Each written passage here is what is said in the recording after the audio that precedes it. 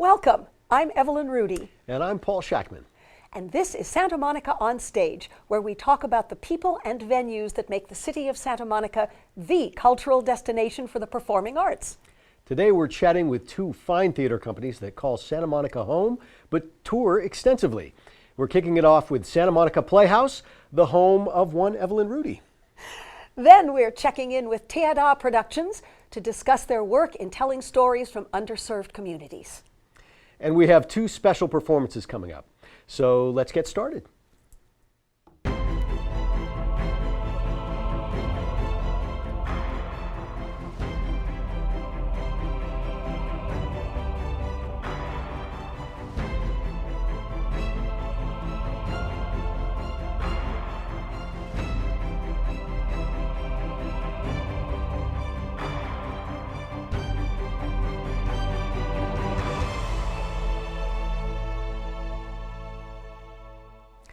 Established in 1960, they've been going full speed ahead ever since. Santa Monica Playhouse is a great cultural institution, and we are thrilled to have Chris DiCarlo and Barbara Keegan here to talk a little bit more about it. Welcome, guys. Hi, thanks for inviting us. Absolutely. Chris, I want to start with you. So you're the new kid. You just started there, right? Yeah, I've been there for, next month, 52 years. 52 years? Yeah, I started there in 1964. Wow. And actually, yeah, about then. How did that happen? Well, I had a girlfriend at the time, and her best friend's father was the founding director of the Playhouse. And I've been in theater since I was 3, but I was invited to see a play, and I saw a play that changed my life in my whole understanding of acting. It was a life-changing moment. So what was the play? The play was Sartre's No Exit. Oh, yeah. And it's basically a three-hander, and the chemistry was palpable to the point where it took my breath away. It was funny, it was tragic, it was all of those things. And I said, this is the kind of theater I want to do. So that's what I've been doing ever since. Yeah. And you've stuck it out for the long haul. Yes, yes. They just don't let you leave. No, I wouldn't leave if I could, actually. I think it served me well as an artist to be able to practice in the venue. One day I'll get it right, but you know, I just like the work. I enjoy working with actors and artists, and I enjoy working with non-artists, people who want to practice, who want to learn about art, who want to discover it in their bones, because we all have it. And I survived Vietnam, and I think that's what really changed me. It allowed me to tune in to our real humanity and how fragile it can be under the wrong circumstances. So I think theater is a safe place to explore all those possibilities without the consequences. Mm-hmm. And it gives us all a chance to explore our demons, our joys, our angels, whatever it is we have. And I think all of us need a place like that. It's a special place. It's unconditional. Yeah. It's not therapy. It's not a spiritual path. It has those undertones and overtones, but the practice itself. And so giving people the opportunity to discover that, and over the years it's been extremely, I don't want to say fulfilling for me because it's not an ego thing, but it's such a gratifying experience to watch people blossom in their own voice, in their own abilities, their own passions, and come out with things that you just can't imagine, and change the world, literally change the world. We have alum who are doing things I just can't believe, but just on a practical basis, just community members coming in year after year and sharing that has been awesome. Wow. Bobby, you have Chris beat by a whole year, because I believe you started when you were 2. Yeah, thereabouts. Well, I had a little toy piano, like Schroeder in Peanuts that the family had gotten me, and I scared them because they heard me playing the commercial jingles that I was hearing on TV, and I was playing them perfectly by ear. So Danny Kaye actually was a friend of the family and was in town to do a show in Chicago, where I began my life. And he said, well, I know this place where they can take children and they test them for various aptitudes, And that's how it all started. They said, "Oh, she's a musical genius," and I said, "Ha ha," fooling them again. And you know, been singing for my supper ever since.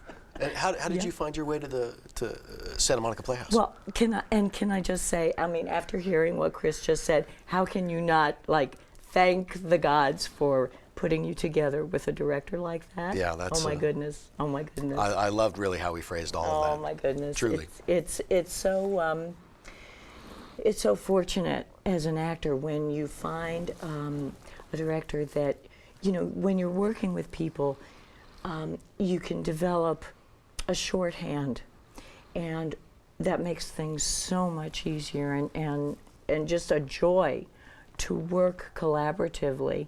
And when Chris gives a direction, he knows, okay, Bobby's going to get it. And the minute he opens his mouth, I'm like, okay, yeah, the thing with the thing. So it's a joy. It's a joy to go to the theater and rehearse. It's a joy to go to the theater and do a show with a cast that you love, cast from heaven. So on the whole, I'm kind of having a nice time doing Almost Perfect. And Tell me yeah. about it. Tell me about that. Tell me about Almost Perfect. Well, it's the 29th anniversary of the world premiere, which occurred at the Santa Monica Playhouse of Jerry Mayer's play. Yes. Jerry is a wonderful, wonderful playwright, writes in the style, and I don't like to make comparisons per se, but if you have to compare, you would say in the style of Neil Simon. Mm-hmm. Jerry has a wonderful background in television comedy, and then at some point in his career said, gee, I think maybe I could write a play. So he began writing plays, and I think all of his plays have premiered at the Santa Monica Playhouse. I think all under the direction of Maestro DiCarlo here. And so Almost Perfect is the 29th anniversary of the world premiere. Wow. You were Almost in Perfect. another one of Jerry's plays years ago. Yes, right? I was years Years ago. ago. Yeah, yeah. It was like when Chris said he's been at the Playhouse for 52 years, I was like, that's amazing since you're only 48. How did you do that? But yes, the first show I did, and when I first met Chris and Evelyn, was about 25, okay, I'll say it, 25 years ago. Wow. Jerry Mayer's play, A Love Affair. And we ran that for a year, Wow. 2 sold-out houses. Wow. And yeah, I think Jerry finally said, well, we only had 99% capacity last night. We didn't have to turn anyone away, so it's time to close. You know, we've run it for a year, and you know, we had 1 seat open last night, so time to close. I think that's called being spoiled. Chris, there's a Jerry Mayer-a-thon at the Playhouse with a world premiere play coming up. Yes, there is. What do you think? You think there's a part in it for Paul? Possibly, you know, if you're up for it. You could play husband and wife. We could. She's a matchmaker. Well, we really are. We're just pretending that we don't know each other, but hi, honey. Hi. See you at home. Okay. Method, you know, method. Very sweet. Very sweet.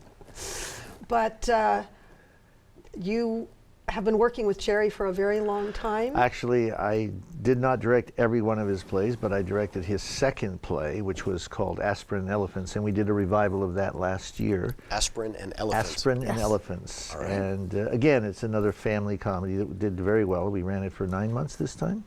It was, but we're doing a series of Jerry's plays in celebration of his work and 30th anniversary of our relationship. And our audiences really enjoy his work. It's fun, it's light, and it's at the same time it takes you to places in your own lives where you can look at it and laugh and look at it and ponder and just, you know, it doesn't want to preach or anything. It's just a good evening of solid entertainment, but you walk away with something, and that's, I think that's, we want to bring that to the community as well as the cutting edge things that we do and all the other kinds of things that we do. Like our short burst theater, which is really for the community. We we want to involve the audiences, the community in this process of making theater. So we've created this process called short burst theater, as we've named it. We take people, we put them together for a very short period of time and get them to create a play in a very short time. That's great. Cool. And present it. Really, I want to thank you both for joining us today. It's really, really a pleasure. You've just met them. Just today. It's wonderful. So stick around. We have a special musical performance from the Playhouse coming up next.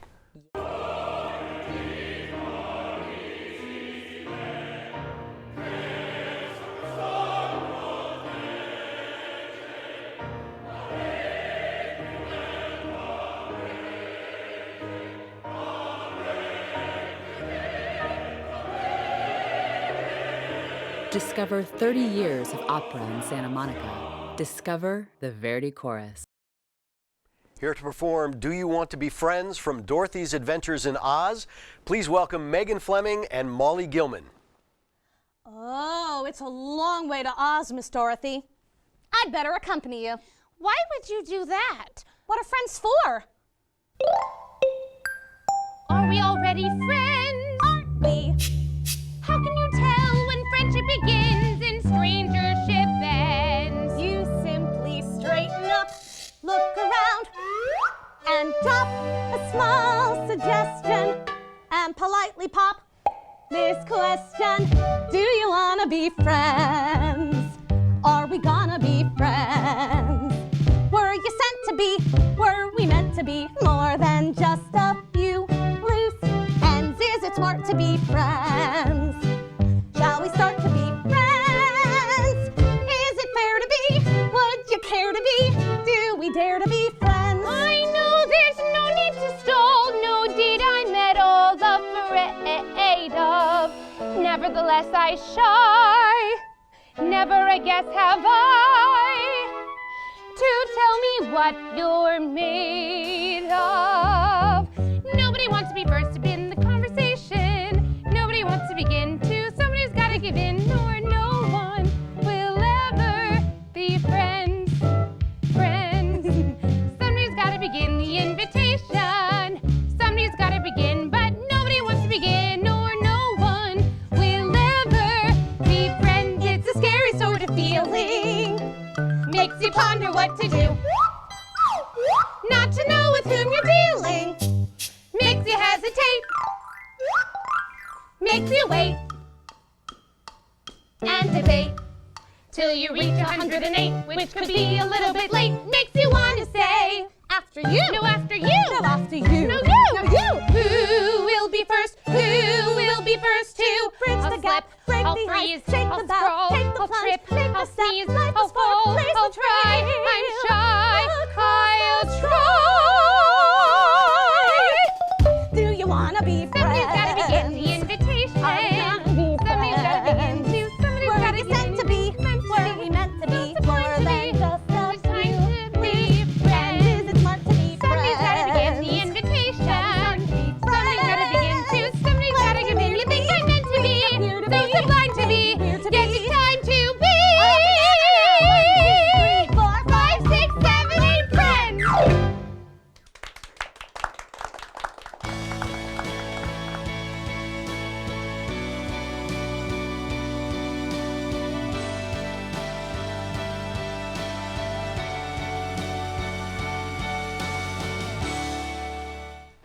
Teada Productions has a strong commitment to social justice and telling stories of and by people of color. We're thrilled to welcome back our friends Leilani Chan and Ova Saupeng to tell us more about Teada and what they have in store for audiences. Welcome back. Welcome back. Thank you. So good Glad to be have you here. back again. And I'm always so fascinated by the fact that you have so many different ways of pronouncing Teada, because to me, Teada, it speaks to the fact that you think outside the box and that your whole concept is not one of rigid, this is the way it has to be. So how did Teada get started? Well, we started wanting to do work about people of color. We weren't seeing on the mainstream stages, shows that talked about our background, our history, and we wanted to start exploring how to bring those stories to the stage, and working with different communities of color, and also working with communities to see their stories come on stage. Yeah, and we have complex backgrounds. I mean, I'm from Laos. I'm Lao American, raised in Hawaii and now living here in California. If you look at this beautiful lady Leilani, she is of mixed heritage as well. And so to be able to bring tira and theater, and we grew up as young kids, doing theater. And so, in Hawaii. And how do that's we very then, specific. how do we then, have a voice on stage as well, so that we're, sharing our stories. So that's how Tira came to be. Yeah. Oh. And how did Global Taxi come about? Global Taxi Driver was, we started collecting the stories before we even knew we were going to do a show. And our previous show, Refugee Nation, had us touring around the country and traveling to different countries. And we found that a lot of those refugee stories were mirrored in the stories of the taxi drivers. And so we always go to a new city, and who is the first person you meet? Usually a taxi driver. Right. And then you find out that taxi driver hasn't necessarily been there much longer than you have. 2 weeks, 2 months. And then after that, we started collecting stories, and we found even like in other countries, it was a job that even like in Bangkok, Ova was able to talk to one of the drivers because the drivers could speak Thai Isan, which is what they speak in the rural areas of Thailand, which is near the the Lao border, or the Thai-Lao border, and so therefore Ova could speak with them because he speaks Laotian. And we found out that most of the taxi drivers are actually farmers because they come in between harvest seasons to make money, and then at harvest season they go back to their farms. So it seemed like it's a job for immigrants even in other countries. Yeah. And as we have traveled and talked to taxi drivers and connecting with communities that are taxi drivers, we find that it's a gateway occupation for a lot of immigrants and refugees.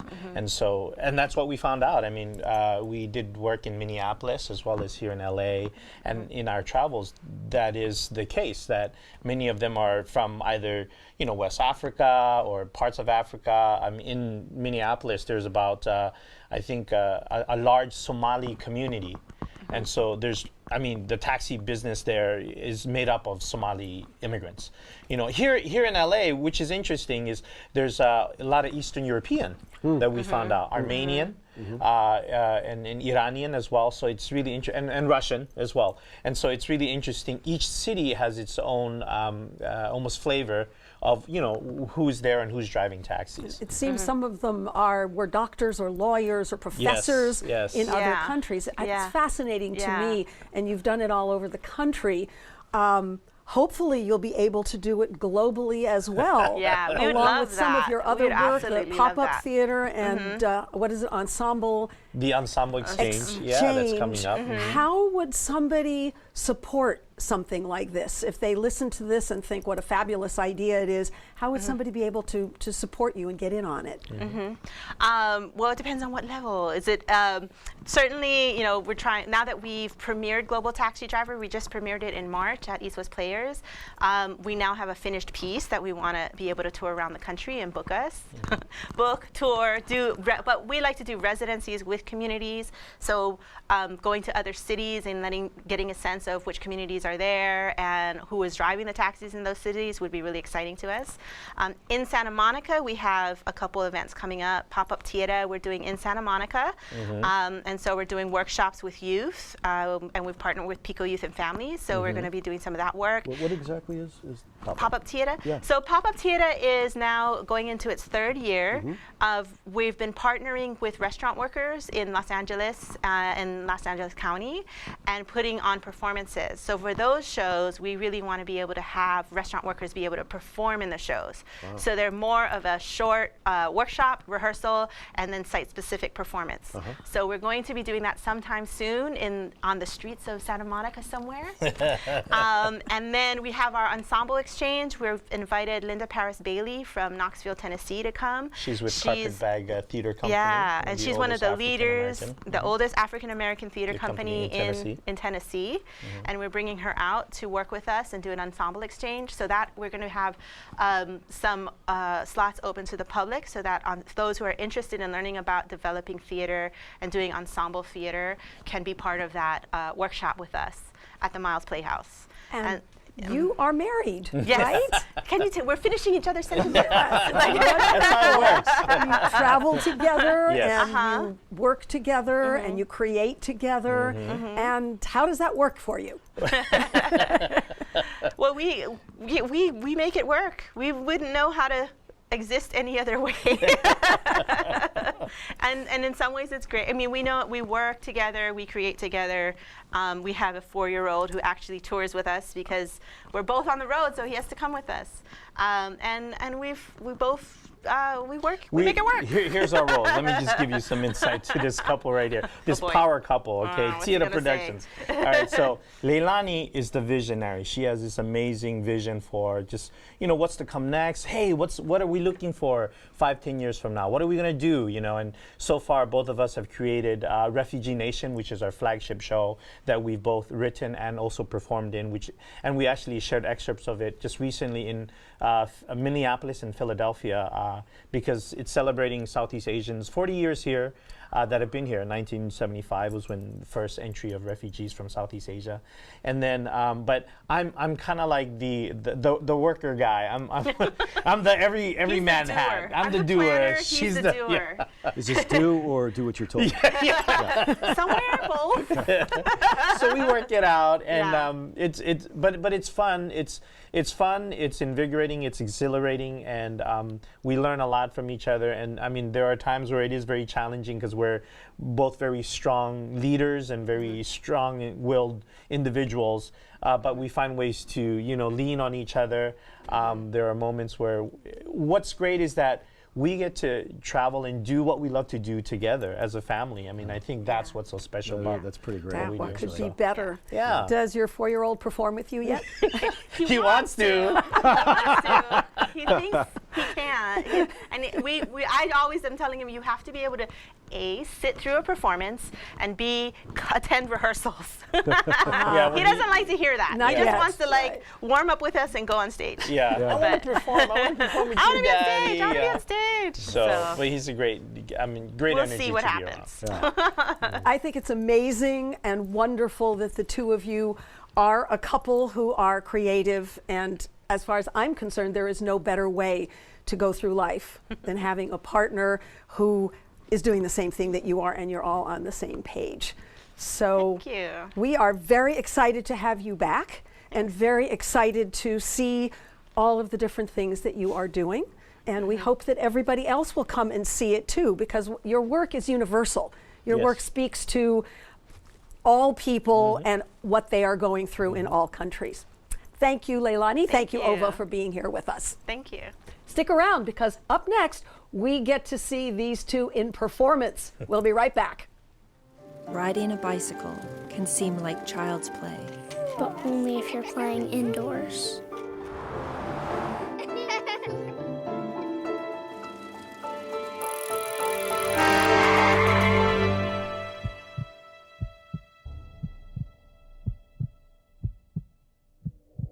Riding in the real street has real consequences. Play it safe. Ride by the rules. Cars and bikes need to play together. Here to perform from Global Taxi Driver, please welcome Leilani Chan, Ova Saupeng, and Elise Din. You called for a taxi to airport? Okay, good. Come in. Hey, whoa, a moose! Guys, a moose just walking down the street. It is Alaska. I know, it's still a moose. Do you have my bottled water? I'm sorry, miss. I do not have any bottled water. It's not Uber. It's But I do have insurance. That's funny, because I like you. Uber You're and good. Yes. Okay, let's take you to the airport, huh? So tell me, where do you come from? Los Angeles. Oh, yes, Los Angeles. Yes. I know Los Angeles. I used to live in California. I have many friends there. Why'd you leave? Too much Russian mafia, too much Russian mafia there. I do not like it. Wow, look at all the ice. Wow. So, tell me, what do you two come here to Anchorage for? We were at the Youth Activism Summit. Oh, really? Okay, so you come here to do what? Huh? We taught a workshop at the conference, and we helped with voter registration. Very good. Voter registration. You tell them who to vote for? No, we just register them so they can make a choice. Wow. Really? Wow, look, I mean, there's really nothing but ice over ocean between town and the airport. That's a lot of ice. That's a lot of ice. Oh, well, you know what? It's a big year they could vote for the first black president. Yes. You know, I do not trust this Obama. And not because he is black. See, where I come from, the liberals are the communists. What do you mean by that? It is the communists who imprison us and make it bad for us. That is why I do not trust the liberals, huh? We're passing glaciers. You two are liberal? Yes. Okay, let me ask this question. Very important question. I want to ask you, what do you think about abortion? What do you think if you are a man and a woman aborts her child? Okay, I think that the man gave up all of his rights when he didn't use a condom. This conversation is over. Yes, it's over. Let's just get to the airport.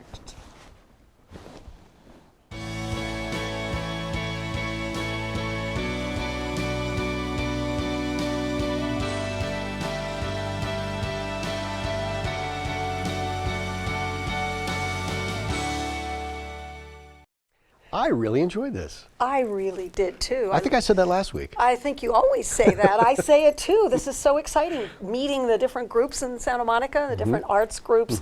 I really, really had a good time. It's kind of fun watching you when you're the one who's kind of written and been in charge, and watching you kind of be mother hen in the background. It's kind of great. Well, I can't help it, really. I just feel like I want to get in there with them and do it myself. Almost do it for them? No, not do it for them, because I really love them and I think they're great. And I wasn't kidding about getting you in a play at the Playhouse. Oh, we could talk about that. Yeah, that might we be should kind definitely of fun. talk about that. I like Chris's perspective. Oh, it's wonderful. I have a hard time keeping up with him. Yeah? Yeah, I'm the nuts and bolts person, and he is the one with the philosophy. Well, I'm so glad that you guys haven't killed each other. We haven't yet, and I'm so glad that Leilani and Ova haven't killed each other either. Right? They're awesome. I don't think I'll ever look at taxis the same way again. No, I won't either, but I love what they're doing, and I hope a lot of people get to see the work that they're doing. And that's our show for today. Every week, we're continuing our journey learning more about the arts groups that make Santa Monica's cultural world so rich. We look forward to seeing you next time as we introduce you to a few more of our friends here at Santa Monica On Stage.